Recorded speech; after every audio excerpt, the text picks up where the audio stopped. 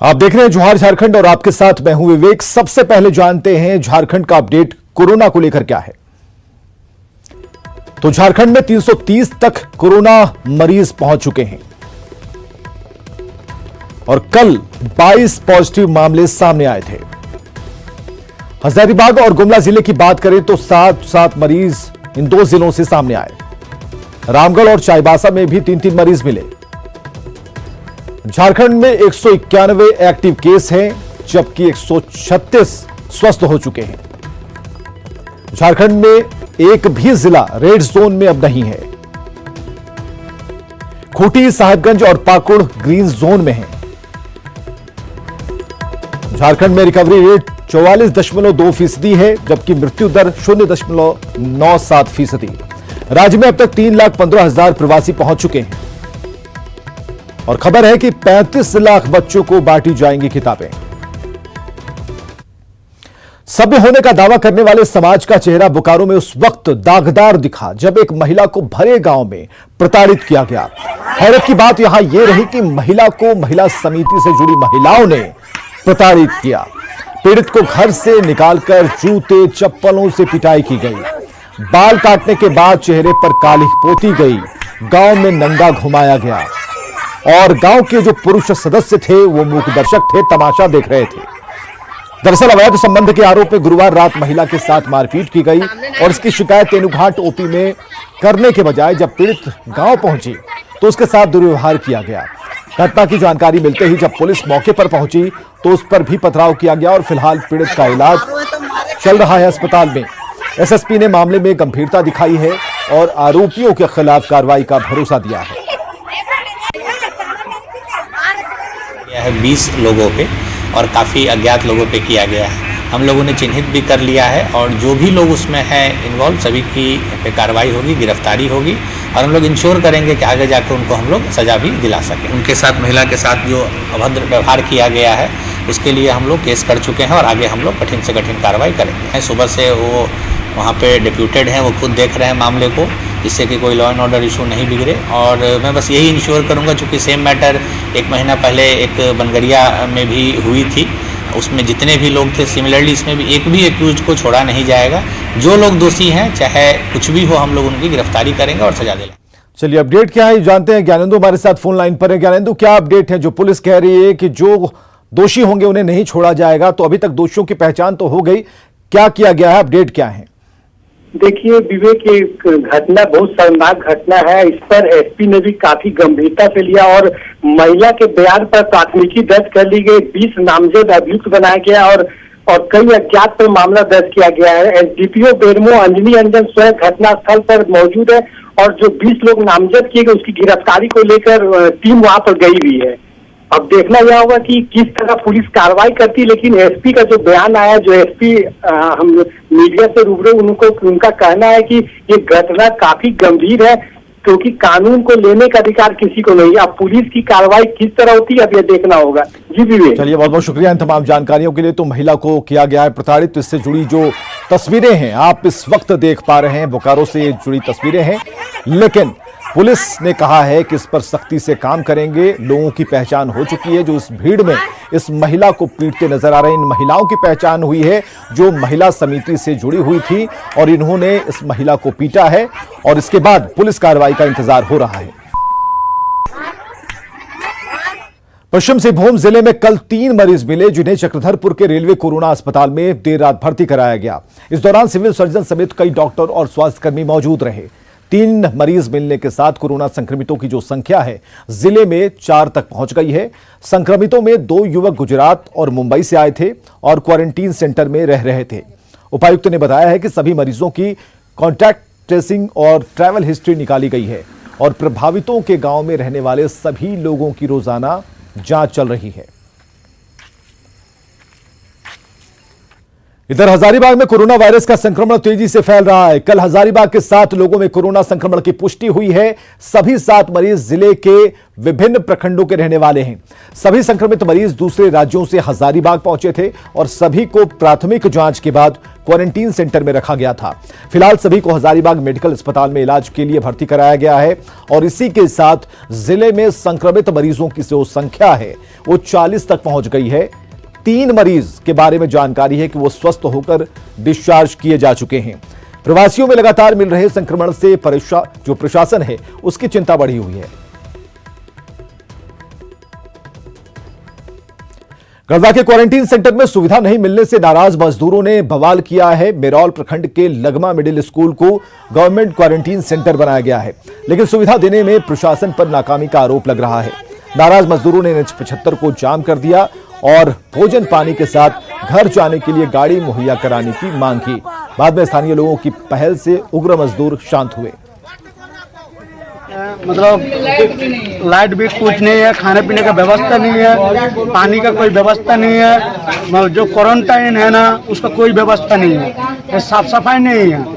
फिर इसीलिए हम लोग रोड जाम किया था सर। और देवघर में श्रमिकों और कामगारों के लौटने का सिलसिला जारी है। यहां हर रोज बड़ी संख्या में घर वापसी कर रहे श्रमिकों को प्रारंभिक जांच के बाद क्वारंटीन सेंटर पर भेज दिया जाता है। हालांकि यहां कई क्वारंटीन सेंटर से बदइंतजामी की भी खबरें आ रही हैं। देवघर के मोहनपुर प्रखंड स्थित चोलिया क्वारंटीन सेंटर पर मुंबई से आए 9 श्रमिकों को रखा गया है, लेकिन यहां लाइट तक की व्यवस्था नहीं है। सर हम लोग बॉम्बे से आए हैं, तो आए तो बोला कि यहाँ सब चीज़ का सुविधा है चुलिया में, तो आए तो देख रहे हैं। पहले दिन सलग्राम चौधरी ने हम लोग को खाने के लिए व्यवस्था किए थे, तो खाना तो खाए पहले दिन। फिर उसके बाद तो बोला कि अब हम लोग क्या कर सकते हैं, ऊपर से आदेश आ गया तब खाना खिलाएंगे। तो हम लोग कोशिश करेंगे कि हमारा जो क्वारंटाइन सेंटर है और उसमें जो लोग हैं उनका स्वास्थ्य चेकअप भी रेगुलर जो होता है और उनकी जो निगरानी है जो सर्विलांस टीम के द्वारा वो और खान पान और जो भी अन्य सुविधाएं हैं वो बेहतर होंगी। इधर मुख्यमंत्री हेमंत सोरेन के निर्देश के बाद रांची जिला प्रशासन हरकत में आ गया है। पीडीएस का जाली राशन कार्ड बनाकर गरीबों का हक मारने वालों की पूरी सूची तैयार की जा चुकी है और कार्रवाई की तैयारी चल रही है। हमारे सहयोगी ओम प्रकाश ने इसका जायजा लिया। मुख्यमंत्री हेमंत सोरेन के दिशा निर्देश के बाद जिला प्रशासन अब कार्रवाई करने के मूड में है। जिला प्रशासन द्वारा वैसे लोगों की सूची बनाई गई है जो कहीं ना कहीं राशन कार्ड तो बनवा चुके हैं, लेकिन उनका तरीका अवैध है या फिर वो उसके योग्य नहीं है। ऐसे करीब 42,000 से ऊपर लोगों का सूची तैयार की गई है जो किसी न किसी तरीके से सरकार या फिर जिला प्रशासन को धोखा देते नजर आ रहे हैं। फिलहाल सरकार के दिशा निर्देश के बाद जिला प्रशासन ने ये सूची तैयार की गई है। इन सूची की जांच होगी, जिसके बाद जिला प्रशासन के द्वारा उन पर उचित कानूनी कार्रवाई भी की जाएगी। तो वहीं वैसे लोगों के खिलाफ जो 6 महीने से राशन कार्ड पर अपना राशन भी नहीं उठाए, उन लोगों की भी सूची तैयार की गई है, जिनकी संख्या करीब 5,000 के करीब बताई जा रही है। उन लोगों की भी जांच की जाएगी, उनकी कार्ड भी कैंसिल की जाएगी ताकि वैसे लोगों को लाभ मिल पाए जो गरीब है, वंचित हैं और जो 2 रोटी के मोहताज है। तो कहीं ना कहीं सरकार की जो दिशा निर्देश है, सरकार की जो इच्छा शक्ति है, उसका अनुपालन कराते हुए जिला प्रशासन लगातार कार्रवाई करने के मूड में है। कैमरामैन संजय के साथ ओम प्रकाश, न्यूज़ 18 रांची। झारखंड पहुंच रहे प्रवासी मजदूर जो किसी कारणवश राज्य में पहुंचने के बाद भी घरों तक पैदल चलने को मजबूर हैं, उनके लिए राज्य सरकार ने खास इंतजाम किया है। राज्य सरकार के निर्देश पर रांची के खेलगांव को शेल्टर होम बनाया गया है, जहां रहने और खाने की अच्छी व्यवस्था है। पैदल चल रहे श्रमिकों को नगर निगम की बस से खेलगांव पहुंचाया जा रहा है, जहां से बसों के जरिए उन्हें गृह जिले भेजा जाएगा। हमारे सहयोगी भुवन किशोर झा ने इस शेल्टर होम का जायजा लिया।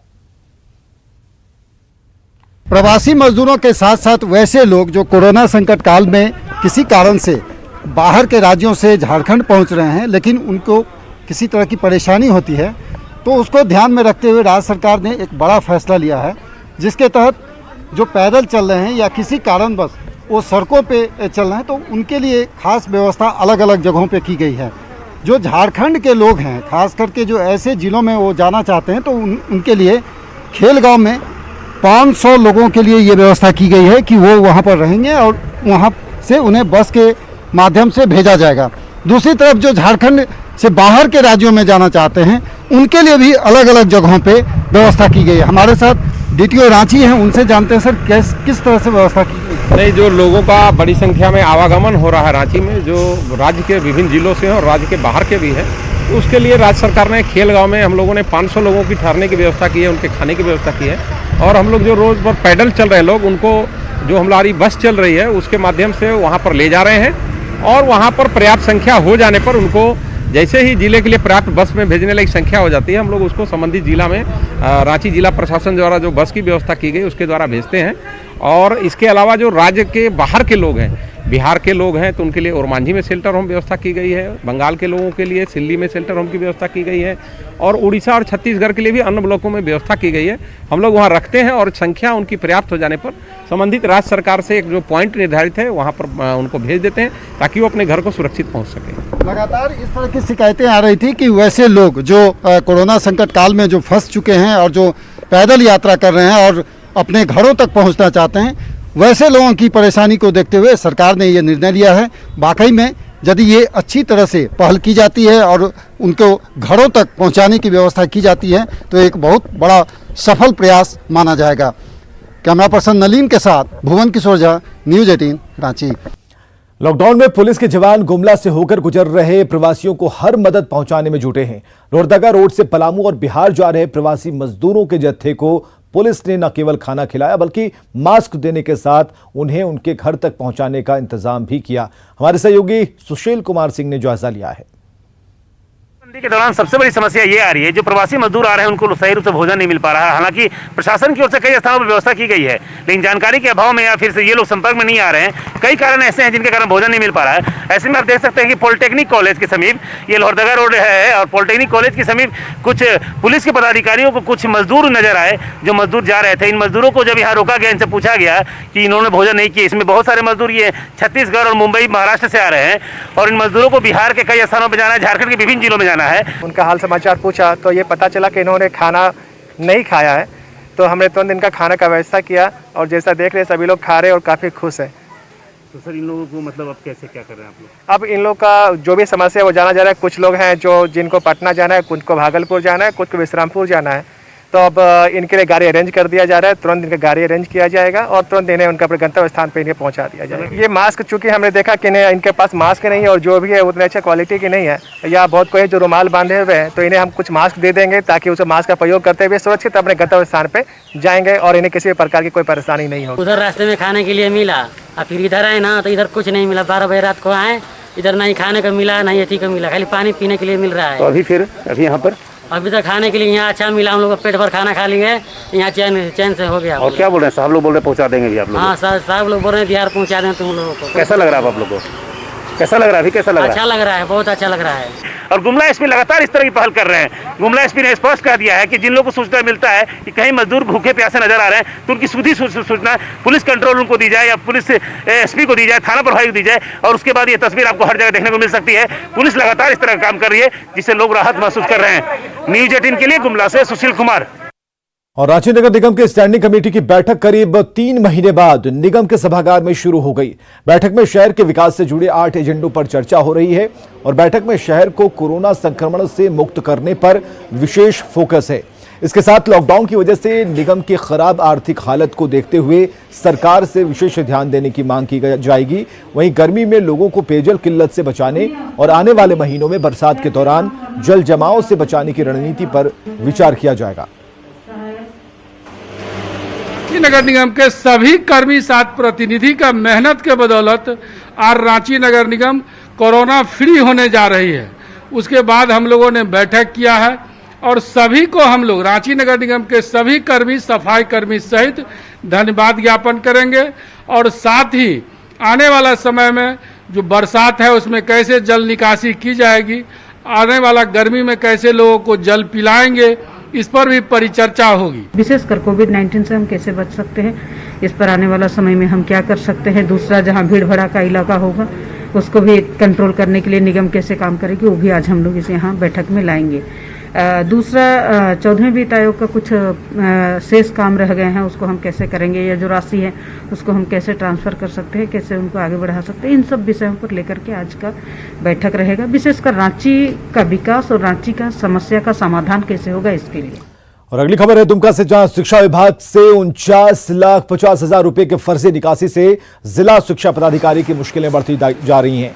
इस मामले में जांच कर रही टीम ने पूर्व जिला शिक्षा पदाधिकारी धर्मदेव राय और वर्तमान जिला शिक्षा पदाधिकारी पूनम कुमारी को दोषी मानते हुए कार्रवाई के लिए सरकार को चिट्ठी लिख दी गई है। और इसके साथ ही इस मामले में 4 लिपिकों के खिलाफ 21 मई को नगर थाने में प्राथमिकी दर्ज कराई गई। जांच के दौरान ये बात सामने आई है कि 4 लिपिकों की नियुक्ति प्रोजेक्ट विद्यालय में अस्थायी लिपिक के पद पर हुई थी, लेकिन चारों ने फर्जी दस्तावेजों के सहारे अपनी नियुक्ति को स्थायी बताकर रुपए की निकासी की। विभागीय आदेशों के अनुसार नहीं किया गया था और सभी आदेशों का उल्लंघन करते हुए उनका नियुक्ति हुआ था और उनका वेतन रोकने का आदेश होने के बाद भी उनका निरंतर वेतन दिया गया इन कर्मियों को। हम लोग चालू कर दिए हैं, जल्द से जल्द जो है कि जिसमें जो अभियुक्त हैं इसमें वो गिरफ्तार किए जाएंगे और सुपरविजन करने के पश्चात और जांच रिपोर्ट जांच के पश्चात हम जो है कि इसको नतीजे पे पहुंचेंगे कि कौन इसमें कारित इसमें किया है और इसमें गिरफ्तार की जाएगी। इधर झारखंड में लगातार कोरोना संक्रमितों की संख्या बढ़ रही है। पिछले 3 दिनों में ही राज्य में 80 से ज्यादा पॉजिटिव केस सामने आ चुके हैं। बढ़ती मरीजों की संख्या को लेकर प्रशासन ने लॉकडाउन 4 में सख्ती बढ़ाई है। कांके चौक पर पुलिस ने मजिस्ट्रेट की उपस्थिति में लॉकडाउन तोड़ने वालों को उठक बैठक से लेकर मेढक दौड़ तक करवाया। रांची सहयोगी उपेंद्र कुमार ने कांके चौक का जायजा लिया।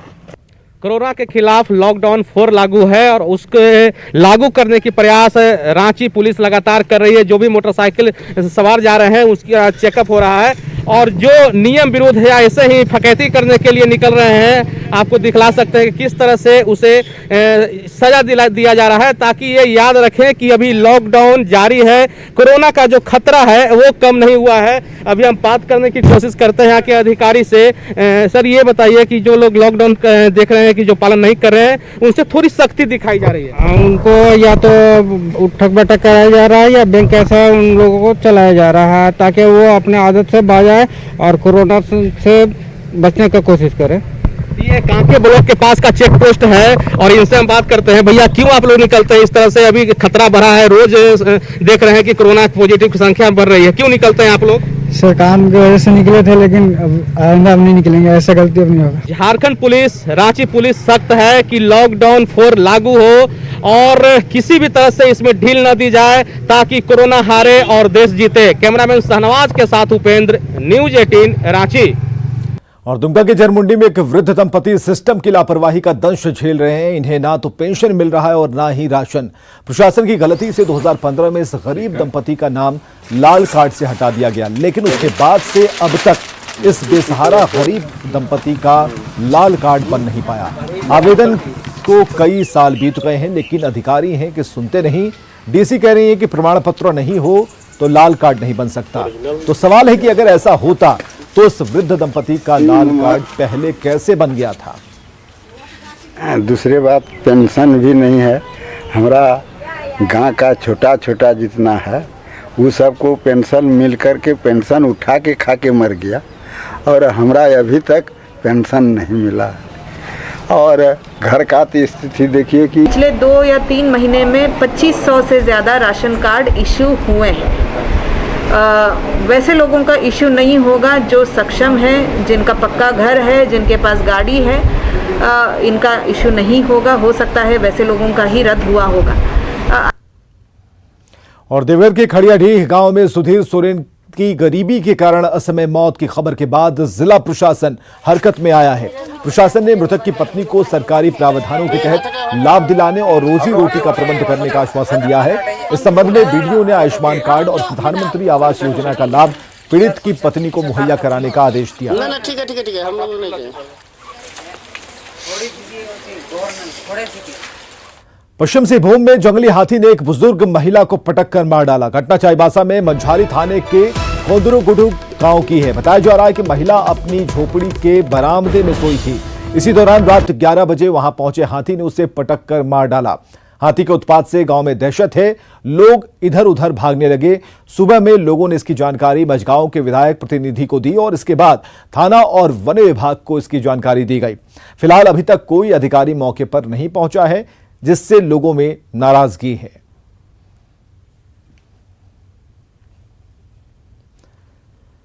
साहिबगंज से खबर है कि गंगा को डॉल्फिन संरक्षण क्षेत्र घोषित करने की मांग अब तेज से उठने लगी है, क्योंकि कोरोना बंदी में गंगा के निर्मल पानी में डॉल्फिन की चहलकदमी बढ़ गई है।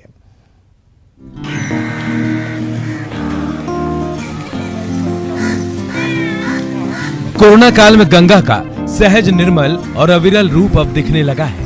ऊपर से साहिबगंज इलाके में जलीय जीवों की अटखेलियां अब आम हो चली हैं। जैसे पानी में छलांग लगाते इस डॉल्फिन को देख लीजिए। पर्यावरण के जानकारों की माने तो गंगा में डीजल के नाव और जहाजों के बंद रहने से जलीय जीवों को मानो नई जिंदगी मिल गई है। तो चूंकि वह शांत क्षेत्र में ही वह डॉल्फिन का हम अभ्याव्यार देख सकते हैं, उसका क्रीड़ा देख सकते हैं।